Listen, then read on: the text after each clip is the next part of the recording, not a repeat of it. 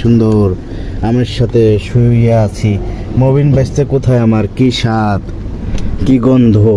আর এই আমগুলো হলো পুরো ফরমালিন ছাড়া, গাছের থেকে কাঁচা আম বাইরে আইনে ধুইয়ে থুয়ে দেওয়া হয়েছে। একটা পাকবে, একটা খাবো। এখানে হলো 16-17 কেজি আম, তো অলরেডি কিছু খাইছি। তো যাই হোক আর কি, আপনাকে তো একটু খাওয়ার অনুভূতিটা দেখাইতে হবে। দেখেন কত আম, এবং এটা কিন্তু আম্রপালি আম, মানে একসের মিষ্টি, শুধু মিষ্টি আর মিষ্টি।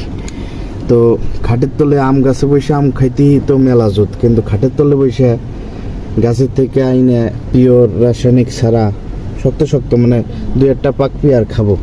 দেখি কোনটা কালার, এটার একটু কালার পাকছে, কোনটা এটা পাকা আম। এই যে এটা একটু পাকা আছে, সকালে মেলাগুলো খাইছি, ঠিক আছে।